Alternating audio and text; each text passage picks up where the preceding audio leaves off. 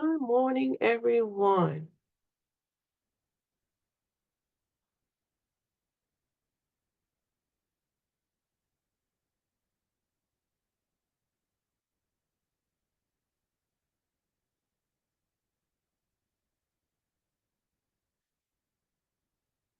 Good morning.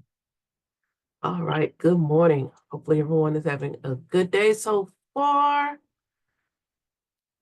Got a few just popping in, and we will get started.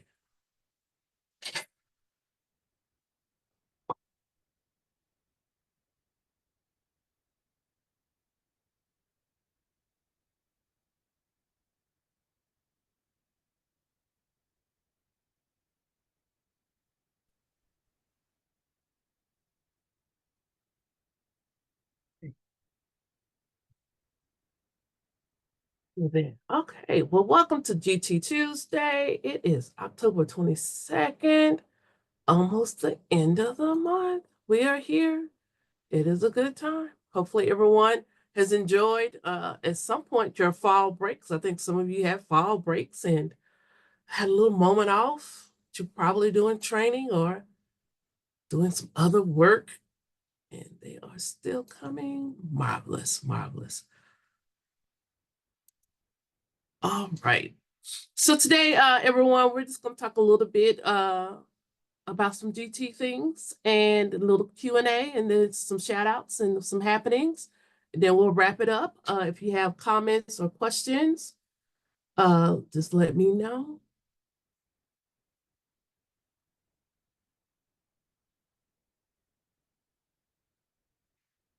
Interesting.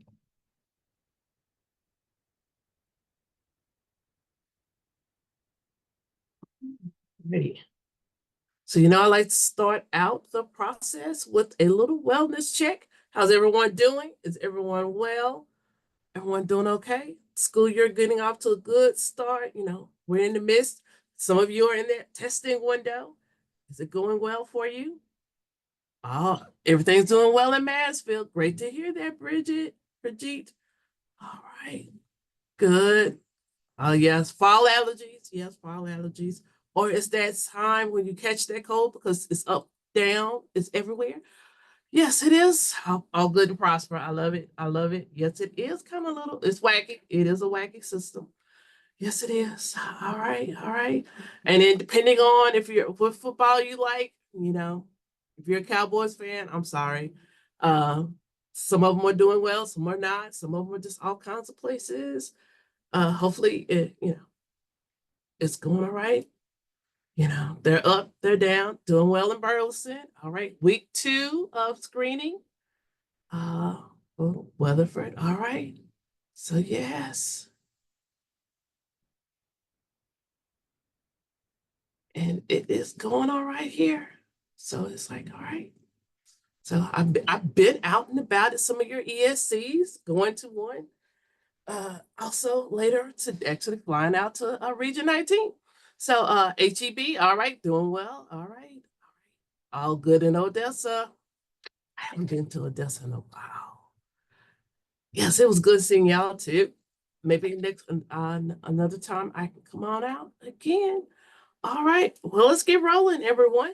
So, I always start with our state definition. And who are we looking for? Those students who performs at or shows the potential for. Because at this time, before the end of the month, make sure that your numbers are correct and that people are doing the accounting right because it's going to be collected at the end of this month. So also remember, we're always looking at our kids based on the same age, experience, or environment. So really thinking about who are those children, how they exhibit their performance capability in the intellectual, creative, or artistic area. Who has that capacity for leadership? Really thinking about that. And then that specific academic field. So what are those students looking like? Make sure I am on mute because I'm getting and going and things are moving forward. And then really getting into all of those processes. So,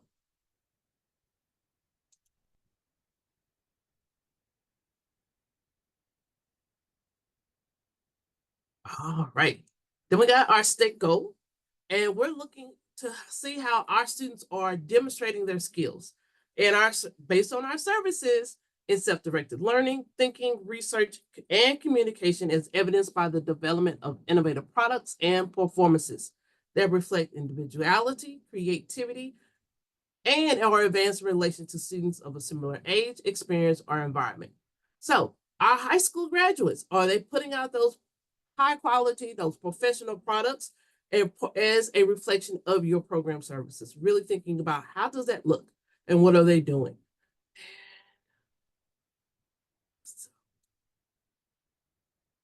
I thought I saw her name pop up. Hey, Monica. Paulina is not here Kristen. today. All right, Christine. All right. All right, everyone. We got Christina Graham. I'm going to have to add you onto this slide too, because both of you are there, are our support. So welcome, Christine. What's our updates? Thank you so much. I'm Kristen Graham. I'm the Deputy Director for TGT, the Texas Association for the Gifted and Talented. So happy to be with you all today. TGT is your professional home. It's your association where we seek to connect and empower you so that you can better serve your teachers, your students, and all of those who are making a difference in the lives of gifted and talented students. And so if you haven't heard of us or explored membership with TGT, I'll put some information in the chat, but it's really the another place where you can have to connect with others who are doing your same work, get resources, get questions answered. As a former GT coordinator, you can never have too many tools in your toolbox. You've got GT Tuesdays here in Monica, and you've got your region service centers, you've got TGT, you've got all the things to help you, connect with each other and do your jobs well. And so we're just grateful to get to be a part of this wonderful community. I'm putting a few things here in the chat. We sent an email out earlier last week, actually. Our call for proposals for our leadership conference that's in March, technically March 30th to April 1st, is open. So our annual leadership conference is designed specifically for you all, for the folks that are sitting in, decision-making roles in a campus and district leadership capacity. And so it's just such a great event for you all to come together, and every session that you're in, every person that you're sitting next to is someone who can relate to what you're doing and can probably start up a great conversation about what's worked, what hasn't, what your hopes and dreams are. And so we will be in Round Rock at the Kalahari Resort this year. So just kind of save the date, put that on your radar, and consider submitting a session. I put the link there so you can get some more information, and proposals will be due December 13th. December 13th. So if you're coming to Gift Ed, our annual conference, you still got a week after you get back, but before you go on holiday, to get those submitted. And also, if you are a current TGT member and you're interested in serving on the Leadership Conference Steering Committee, I have my email there in the chat. Just shoot me a message, and I'd love to include you. We're starting to put that together, and we'll schedule our first meeting soon. And that leads me into just a note about our annual conference coming up in San Antonio. This is our largest event of the year. We expect over 1,000 folks there. We have so many teachers, specialists, coordinators that all come together, and we have programming for everyone. Monica will be there. Monica's got a couple of sessions that are very pertinent to you all as well. There's a session put on by the ESC region specialists. Tons of sessions just kind of from every perspective. There's a secondary track. There's sessions for you as coordinators. There's lots and lots and lots of instruction focused sessions that will provide immediate takeaways for your teachers and specialists to be able to implement things immediately when they come back. So we hope that you will join us in San Antonio. You can click there on the link to see sessions, learn more information, see the schedule. If you've tried to make a hotel reservation recently, our block is almost as full as it gets. So we're working with the hotel to see if we can get some more rooms for you. So if you're looking to get hotel reservations, give us a couple more days, and then we might have an answer there. But yeah, that's what's going on with TGT this fall. So consider some of those opportunities and save the date on your calendars. And we hope to see you there. And I hope to see some proposals start coming in for the leadership conference. Thanks, Monica. Thank you. All right. Yes, leadership is, it's a smaller crowd, but it's your focused crowd. So it's really talking about things of leading your programs and leading your districts. So that's a great opportunity. So if you want to get your foot wet presenting, that's a good place to start. We're friendly in in our groups here in our Gift and Ed. All right. So as I always try to share some little data points occasionally as we go through. So I just wanted to reflect on how we have, our numbers are changing a little bit, but some things are staying the same. So you would think um, um, as we go into it and looking at our programs, looking at full inclusion grew a little bit. Full-time inclusion grew. Our gifted only programs, that also grew. Our push in, so people are adding on, and our push out, pull out, Lord have mercy. Pull out programs are growing, but I know, but our charter schools pretty much are, hopefully there's not as many small districts in our no programs, but I always like to let you know that there are some districts and charters out there that we have to work with. Well, districts with charters that are having no services. But then our special day schools, they're not growing, they're staying the same. Okay.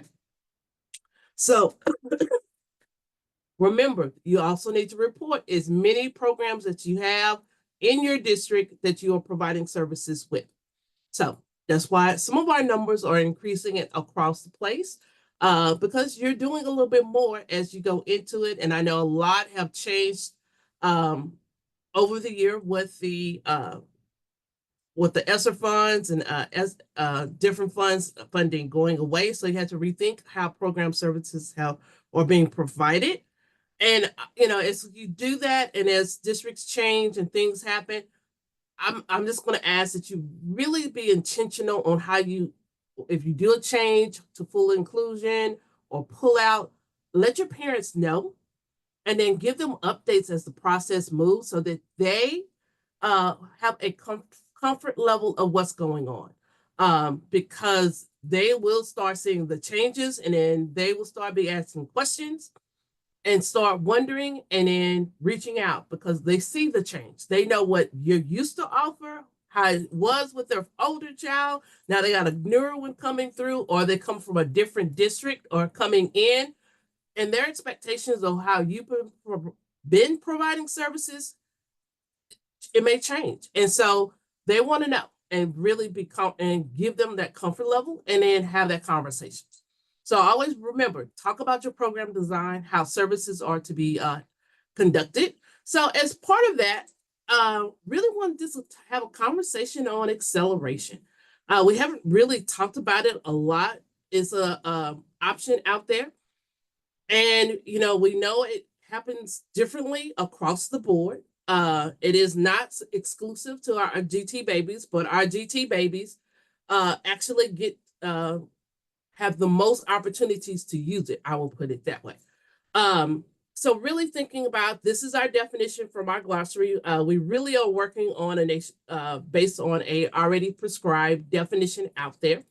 And that is, it is an academic intervention that matches the level, complexity, and pace of the curriculum with the readiness and motivation of the student. So it's based on what does that student need and how can we help them move faster and at an earlier age compared to their peers and then the norm. Okay, so really thinking about how we do that level, that complexity, and that pace. And really thinking about going back to our depth and complexity and, also how we change our content, our pace, our product. What are we doing out there as we talk about acceleration, as we talk about program services? How are we doing that? And then what are some of your challenges? And then what are some of your ahas about it? And how well is it going in your district? So it's also a learning thing, but I also want to highlight some of the standards that we do have in place Because we did change up a few language pieces around, a couple of them, but not everyone. So knowing that we are serving those array of learning opportunities, and that does include acceleration in the 4 core content areas. And so really thinking, how do we do that? How do we make sure that students are having those services during the school day as we move, as they look at that? But then we also go into 3.8, where we talk about acceleration and flexible pacing are employed. So really giving that allowance and giving you that backbone to also say students can move at a different pace, students can move at a different level, they can move different places. And when you look at the law and actually look at district policy, it is really almost down to the local administrator who makes those decisions with the counselor and the teacher. So really thinking about how are we doing that? How are we having those conversations? Or is it with our administrators? Or is an administrator blocking the process because they have not a true understanding of acceleration? But then also, how are we talking with our classroom teachers, with those excelling babies who need that that motion, that movement, that grouping in the classroom? What are we doing to have those conversations there? And then 3.9 allows for I can get it out today, participation and dual credit and concurrent enrollment. And we know all of dual credit is not exclusive to GT, but that is one of your service venues, depending on what the options are. Distance learning opportunities, we got virtual school networks, we got all these other virtual programs out there. So there are opportunities. Some of you are using on-ramps, you're using some other things out there. Then some of you have some accelerated summer programs or know some that are available based on what's around in your local communities. So, as we think about what are those services, how can we find them? How can we improve them? Really thinking about what is happening or what kind of conversations do we need to have with our district administrators to understand we got to move, this kid needs the opportunity to go to 5th grade math or 5th grade science compared to sitting right here in this 3rd grade room and being bored out of their mind and doing whatever. Or how do we move children around to say, okay, this little group here works together well. They work, they are moving at a faster pace. Here's a teacher that can help them move at a faster pace while doing the regular content. So really thinking, how do we have those conversations, and how do we prepare our staff to do that and to move to the next level? So I'm gonna give you our opportunity in a minute, talk about that. Then we have our curriculum and instruction pieces. And then once again, that array of learning opportunities, but that appropriately challenging learning experiences. How we're making sure our children have the academic challenge in the classroom that they need to grow and have that opportunity. And then really thinking about how they're pursuing their interests. What is their, they're going through, what are they looking at?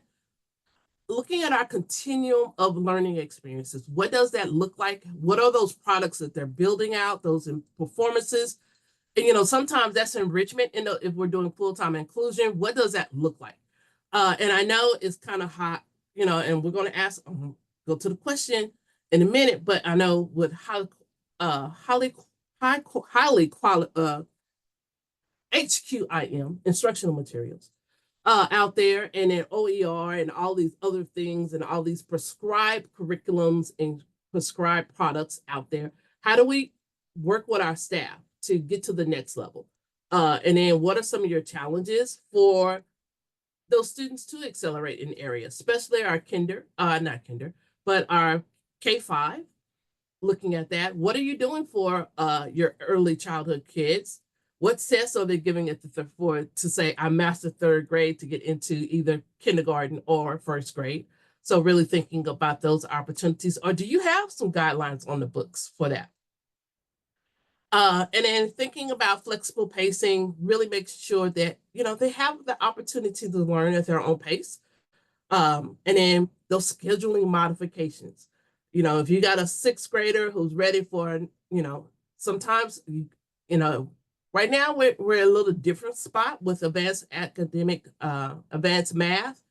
At the middle school now is a requirement, but then we also got some of those kids who are a fifth grader ready for Algebra 1. And so really thinking, how do we make those modifications? How do we help them get ready to go to the next level? But then also thinking about, if we do sixth grade Algebra 1, what is the high school level math? What are they taking at math? Are they enrolling in dual credit programs? What is the options for the higher level math when they get to that point because they have mastered out? Or is the is there going to be placed into, oh, your library help? Everyone does not want to be a library helper.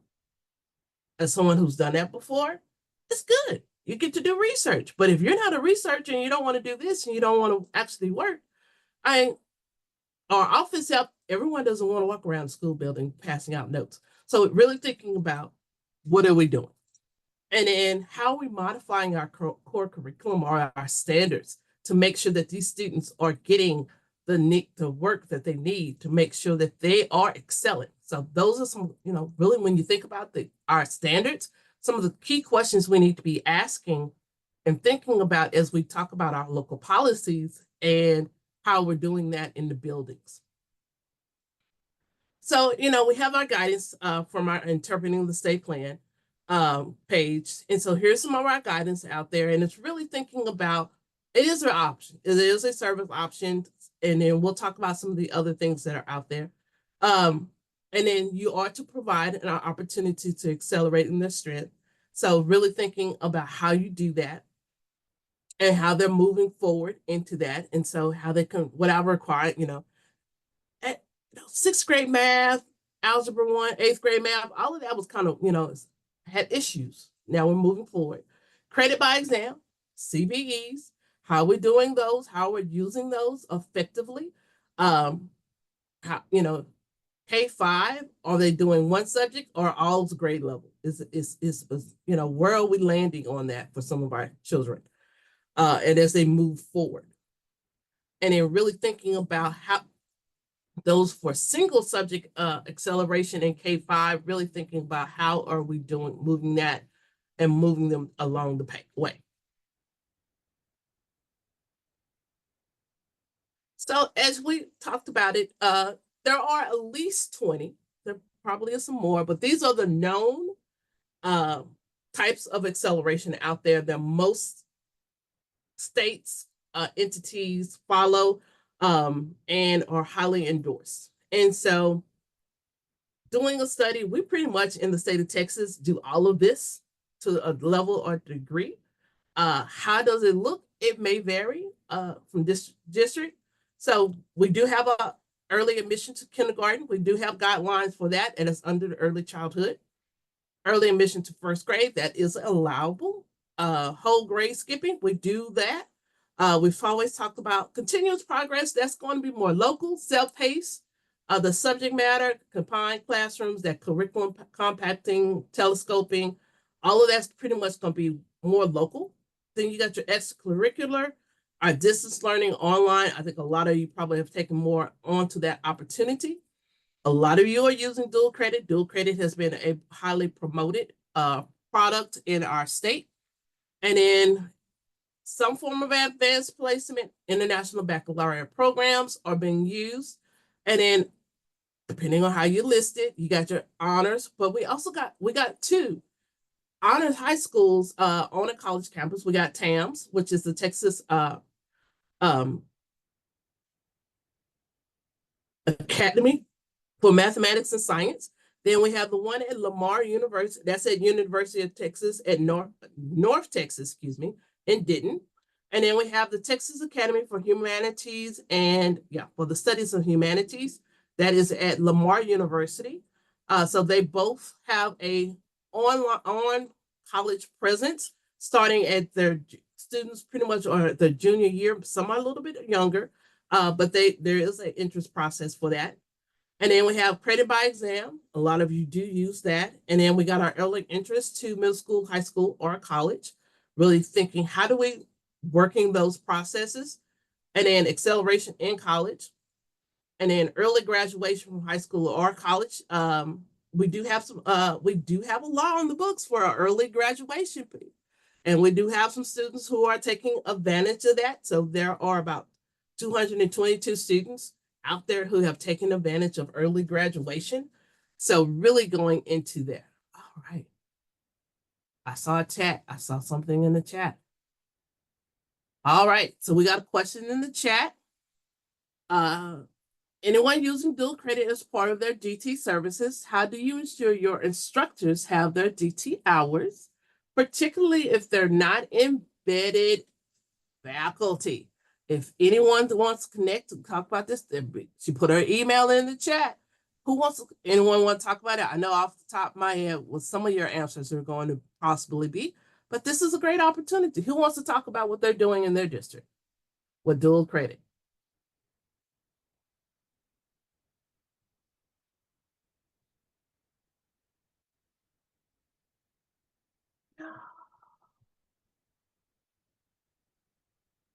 Are you using dual credit? All right, Shirley. Thank you. Good morning. Good morning. Can't see if my camera's on. I think it is. Yes, it is. So if I understand the question correctly, it's if the instructor is a dual enrollment instructor, how do we ensure the GT hours for them to serve the GT students enrolled in their courses, right? So Right. actually we don't do it any different. If for whatever reason that dual enrollment teacher is not from our district or Brownsville ISD dual enrollment teacher and is an adjunct with the university, we just ensure that there is another teacher on the student's schedule in which the student is taking an advanced class, and that teacher has their 30 hours, is doing their GT annual update every year, is differentiating throughout the year, and then is working on a project, a TPSP project with them. But if it just happens that they only have 1 or 2 dual enrollment courses, because we have the ECHS program here, and we do have a lot of kids that are solely dual enrollment. Our dual enrollment teachers in Brownsville ISD get their 30 hours and they do their GT annual update as well. Thank you. Thank you, that was helpful. All right. And to follow up on that, I know that some, I see Bridget put, and they do not count, there are a lot of them taken by DT, but does not say it's particularly a part of their DT services. There are some who, if they are not a part of the district, as the adjunct or part of the university or the junior college that you're working with, they do not count those as part of DT services. They do count the ones that are included at the local district that has that teacher that works on campus, that works for the district that's offering that dual credit course. So it just depends. So once again, we vary across the state on how we do that and what we're looking for. And then so depending on what you can control, that's how you define what is part of your DT services for most districts. All right. All right, good question. Good question. That has been coming up lately, and dual credit is really pulling out a lot of students and really looking at those options. So let's have that discussion. I want to hear from you. You've heard from me. I want to hear from you. What are some of the pros and cons out there? Some of your challenges, some of your successes with acceleration, as we, I'm gonna open the floor. We want to hear from you. I have a comment or a question. Hi, Carla. Hi, Monica. It's good to see you. Good to see you. So the question is, if you do have students that are taking advanced math, say they're in 6th grade math, but they're taking the 7th grade math class, which STAR test are they supposed to take? So let me make sure I understand your question. So they are 6th grade, 7th grade math, correct? And yes, they're in 6th grade, and I'm just using this as an example. So they're in 6th grade, but they're taking 7th grade math. They will take the 7th. Well, they're probably. I'm gonna clarify the statement. They are a 6th grader taking 7th grade math. They will take the 7th grade STAR, mathematics STAR. Now they might take 6th grade reading, 6th grade whatever else is, but they're going to take the 7th grade STAR. Okay. I know that's been a question out there you know, Yes. how do we, when we're doing the accelerated service design? So part of that's going to be also as they are defining their coursework, how is it combined, how advanced they're moving. So if it's like a 6-7 split, and if probably at that point it's probably going to be more 7th grade, they'll make sure they do the 7th grade content. Whereas 7th, 8th grade, knowing our people, they're probably going to do 6th grade, 6-7 split, and then 7th grade is 6th grade, 7th grade star, 7th grade, 8th grade's combo, 8th grade star, because they're going to want, I'm just thinking of those math people out there, they wanted that 8th grade exam on the book somewhere. And that's how they'll get that 8th grade exam on the books. 6th grade is no matter. But that 8th grade exam, they want that on the book somewhere. And then 8th grade, they'll do their Algebra 1 EOC. Yep. Just thinking that out. That's probably how most of them will probably do it. Some of them might not. So, Okay. and there's Thank a few you. in the chat also that are taking that. So, Is it a local district decision? Would that be a local decision? it's a local decision based on what course that student is enrolled in. So it has to be what they're enrolled in. So it's not this, I'm a 6th grader, but if you're taking 7th grade math, you take the 7th grade star. If Can I you're a say 6th grader, yeah, Alicia, hold on. And if you're a 7th grade or a 6th grader taking out 8th grade math, you're taking 8th grade star. So, Alicia. Yeah, I guess I kind of follow her question because, you know, our 6th grade advanced math students, they're taking the advanced math path where a majority of the school year, they're taking 6th grade math. And then the second portion or the end of the year is when they're getting into that 7th grade math. And so again, I maybe that's the question she has, is that because they're in the advanced math pathway where they're taking kind of a combined, then that would be determined locally that they would take the 6th grade or the 7th grade, depending on how much 7th grade content they get through. Like, I just want. Yes. Okay. So at some point, the math, and it's probably more of a conversation the math department really needs to have and make clear to everyone is, because I think they really do need to make it clear, because it probably needs to be in their parent letter if those students are taking that advanced mathematics, what star they're taking. And for everyone to know, because one of them is going to be pretty much basically almost like a credit by exam. You're opt out of it because you have been accelerated. So they have to show that they have mastered their content already. So basically, yes, they're going to have to, locally, they're going to need to make that decision and let people know which one is rolling. And that determination is not 2 weeks before STAR. So. Okay, I have another question kind of on the same, tangentially related. So I have a student that the principal has decided they're not identified as GT, but they are showing a need for advancement in math in particular. So they have been referred, we'll get them assessed, but she started having him he's a 2nd grader, and she started having him go to 3rd grade math. So I have a couple of issues with that, particularly just on their scheduling, because he gets 2nd grade math in the morning, and then the 3rd graders do math in the afternoon. So he's getting 2 math blocks a day, and he's missing some science and social studies content. So this is like not a good idea, right? Because we're missing the science and social studies. I'm not opposed to the acceleration. But if we were to reconfigure schedules in a way where, say, the 3rd grade and the 2nd grade math are happening simultaneously and he advances in that way, would he then need to take the 3rd grade STAR test? Yes.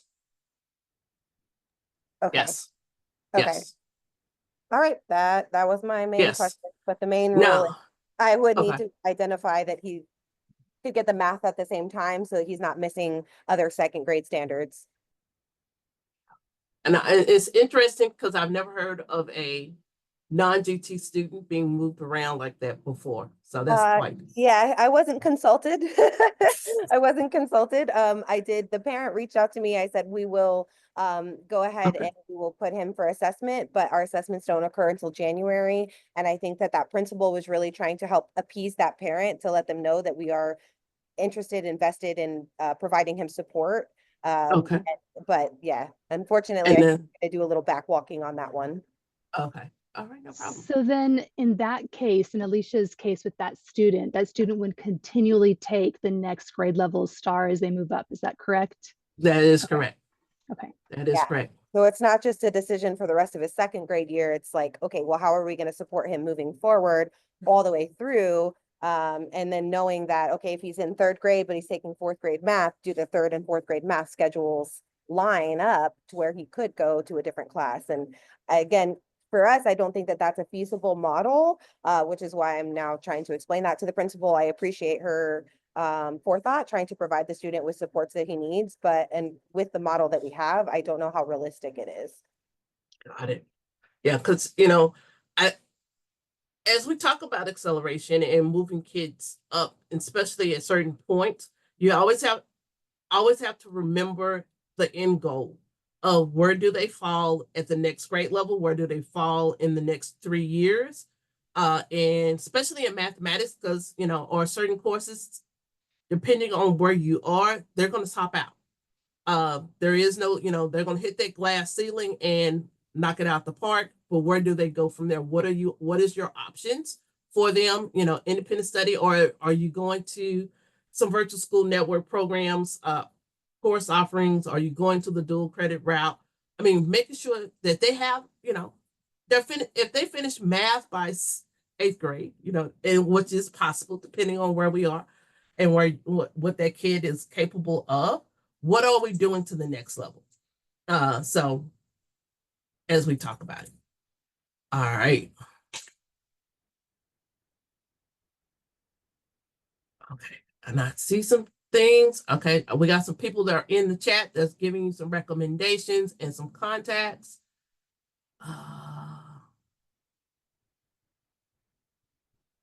Yeah. And that's why I was like, really? It depends.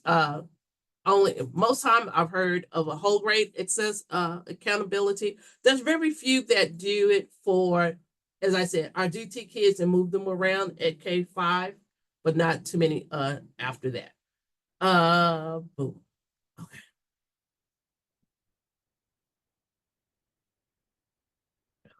Am I missing something? Okay. Did I miss anything? Any questions out there? I want to make sure I caught them all. Monica, I had a question. I put it in the chat, but it probably got mixed. On the question that Alicia had about the second grade student taking the third grade star or whatever, if that student doesn't do well, does it count against the campus for third grade, since he's technically not a third grader? That's a question I'm gonna have to ask assessment and performance. It's a good question. I have to ask someone else. Okay, Thank you. Yeah. Monica, to add to that, our accountability department has not had our students who are enrolled as second graders, but who telescope 1 grade level for math, take the third grade math star because the student's not enrolled in the tested level. Right? Because second grade, like if you're enrolled as a second grader, they don't take stars. So they're still enrolled as a second grader. They just go up that 1 grade level for math. So that might be a good clarifying question to find out. Yes. That is. Because it is based on what you're enrolled in. Yes. Okay. All right. Thank you. Good questions. Good questions. All right. So we know pretty much mathematics is the one area that I'll have a conversation about acceleration. What other subjects are being accelerated out there?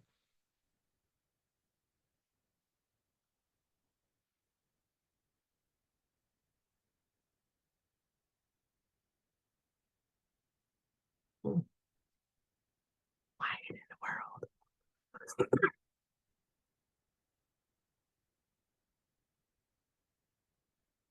Okay, quiet in the world.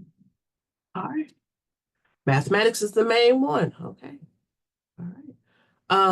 What about middle school Spanish? How many people doing middle school Spanish? All right. I see a couple. I see a few hands. All right. Science. Okay. Hempstead is doing CBE starting this year for our native Spanish speakers to get high school credit before they enter high school. Okay. All right.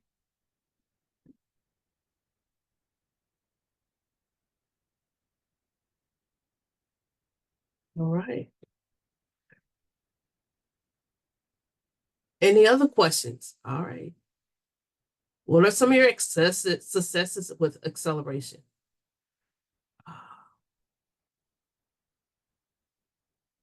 Oh, those gaps. Yes, those reading gaps. All right. So there's, comment, accelerated RLA and really thinking about those gaps, because yes, there are reading gaps. There are things. Yes. What about actually just like curriculum compacting in the regular classroom or teachers telescoping? Is that a hard thing going on out there? I think that's what we're always hoping. And so we do a lot of training with our teachers on how to compact curriculum to make it function when you have multi-levels within one classroom.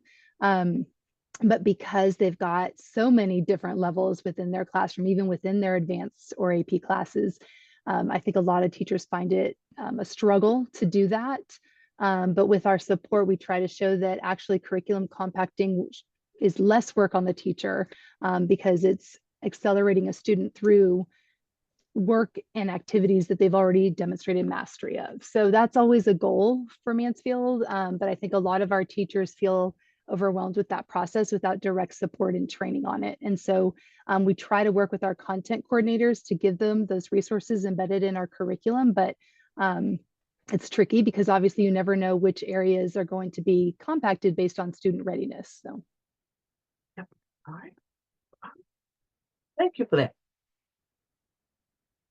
Yeah, I agree with Bridget that I think that it requires training on the teacher's part because otherwise they don't have a real strong understanding of what it looks like and how to implement it effectively. So I like, Bridget, that y'all are doing the training to try to help them understand it. And I think that it's important too that you have like leaders like you that do understand it so that you can share it. I think that's also an issue too, that there's not enough leaders that understand curriculum compacting themselves. So it's effective if you understand how to do it. Otherwise, they get frustrated. And I see you're in the chat. Yes, they're modifying scripted. Yes, that has a struggle. Yes. And teaching up in the classroom. Yes, thank you. So yeah, we're making sure. And then yes, it does help when everyone is involved in the training or also in the development of the scope and sequence and the conversations around how the curriculum is implemented or what enrichments are happening with it or what enrichments they're choosing to do that's out of the book. And, it is a struggle, especially for content developers who have no understanding of gifted ed, as most of our publishers are. So yes, we've had those conversations. And so, yes. All right. Thank you for this conversation. It kind of affirmed some things and helped out some others. And then I do have the questions to be asking about our second graders, third grade, and how and what tests and what to look for. And then does it count against them or does it not? So I have those questions to ask. I'll get back with you. All right. So I did want to also talk about record retention as we are. As the school is in the midst and things are happening and you're getting, you're doing your testing or you got your transfers moving through or moving out and then, different programs are rolling. So just wanted to remind everyone of our record retention policy that is provided by our archives department. So really remember, you are to keep your students' records. That includes your nominations, your observation, your testing results for at least 5 years after the cessation of services. Yes, you can keep them digitally, so you do not have to keep the hard copies. So I do highly recommend that you put something in their cumulative folder so that that documentation moves with them when they move. When they transfer, I would put something in your records also that they have transferred, but you have something on file, because if it gets lost in the mist, and then also help a neighbor out, help your school friends, your coworkers here, really to send those documentations with the children, or to send it to the next school, so they can make those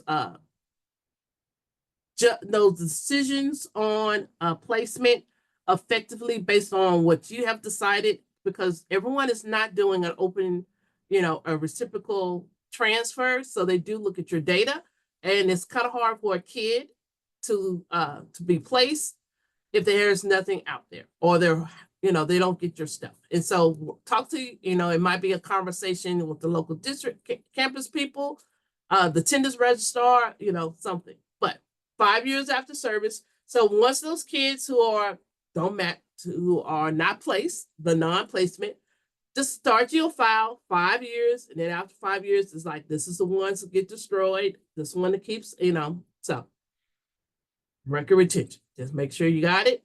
Yes, got it I all in have place. another question, Monica. I'm sorry. This is why we are here. Thank you.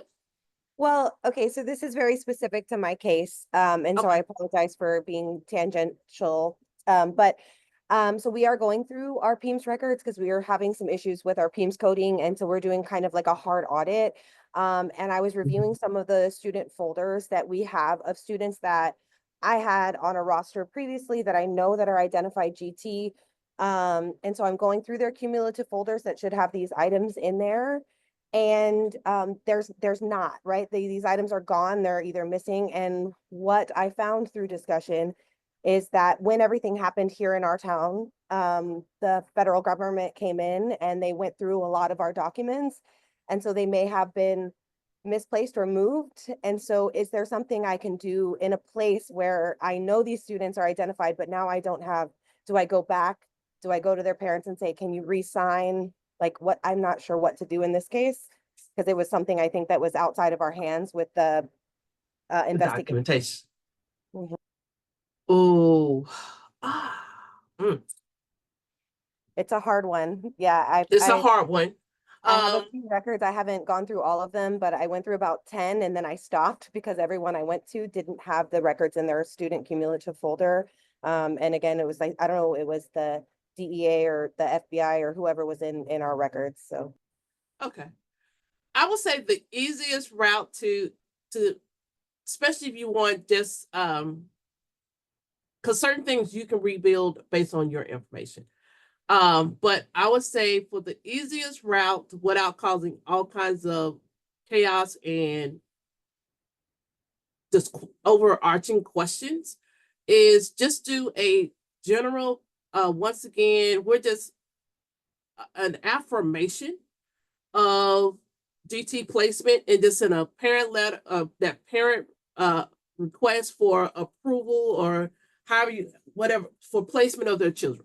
So all of them, every kid gets one in the GT program. So it's not like I'm singling out this group because they'll be like parents or this, whatever. We're just making sure we're up. And it's like, we're just reaffirming that you want your kid in this program. And that's it. Instead of, okay, everybody's folders are tore up. It's like, no, this is just an affirmation, the continuation of GT services. okay, thank you. That's Yeah. kind of all I need to do. I think that's kind of where our PEIMS director was kind of like leaning, kind of just doing sort of a blanket re-thing. So anyway, thank you so much. Yep. And Tammy got you a little, we're just saying we're updating our records. Yeah. So yeah. So when a student leaves our district, is that a cessation? Yes, that does end their services with you. So that's 5 years, cessation of services. But if you're sending those documents, transfer students to that next school, those documents are moving. So that's a whole, they're moving. Okay.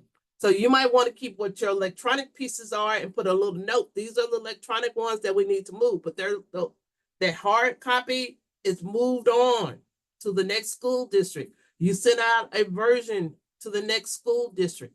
So yes, if they move on, they transfer, they withdraw, that does end the services with your school district. But we live in the state of Texas where we have highly mobile children. So that means within that 5-year window, they may come back and then they're starting over with you. So you want to make sure before you throw all that stuff away that, they may come back, because they do that. We got revolving door children out there. So they come back and then you want to have your records on file. So yes, they do come back. They do. They don't go, they come back. So make sure you have something on file, because as you identify them, the next school district may not, or they lost their records. And then they come back and it's like, do we start over? And the parents like, but you identified them in the first place. So just food for thought. After proposed graduation year. Okay. Yep. Very good. Very good. All right. We're almost there. All right. So if you have not seen or you have not visited the Texas Performance Standards Network program, we have some new videos out there, everyone. We got some new children videos of student work. They are marvelous. Take the opportunity to look at them. Really thinking about, these are some, I have to admit, our vendor did a great job on these videos and the production, and these students are marvelous. The students are marvelous. Okay, so yes, we do not have an official list, but I think someone was asking about what to put in those profiles and what to put in the cumulative folder. We do not have a formal list, but we can get one for you and put that out there. All right, so take an opportunity, check out our new student videos. I think you'll enjoy them. The old ones are still there. We did not remove your earthworm boy. We did not take him away.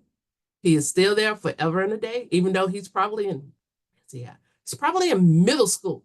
No, he's probably in middle school or high school by now. I'm trying to think. Was he 2016? He might have been 2016. So yeah, he gotta be middle school, high school right now. So we'll have to see if he's done another project or a high school project and put that out there. That'll be a nice thing. We'll have to investigate. But he is doing great and marvelous things. And so we'll look at that. Just a final reminder on Lone Star Leadership Academy. You know that their call for nominations are out there for outstanding students. The deadline is November 1st.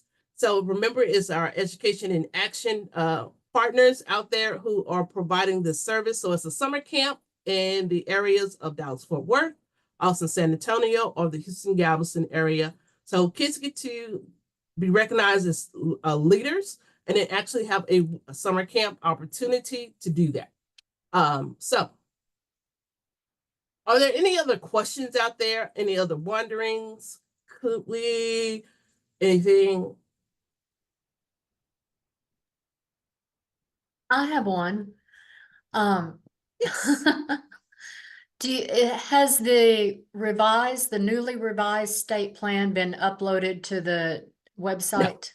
No, it is not. We're finalizing that, so hopefully it will be there in a good moment. The approved one is out on the SBOE site, but the clean print ready version is soon to come. Okay. All right. Great question. Great question. Yes. All right. And then thank you. Any shout outs, happenings that you want to share with the whole group?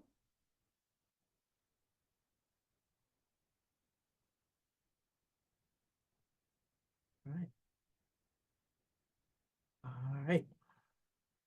All right. Just wanted to remind you, you've seen our websites, our different program options out there.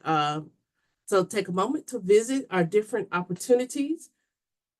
For any resource that you may need, we have it out there. And then I have updated our Gifted Ed page. So the last two are up, actually live and up on the website and with the PowerPoint. So only one's missing is today.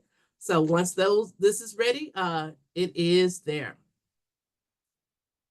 And once again, if you need to get announcements, go to our TA website, go to the subscribe now, and then select GT.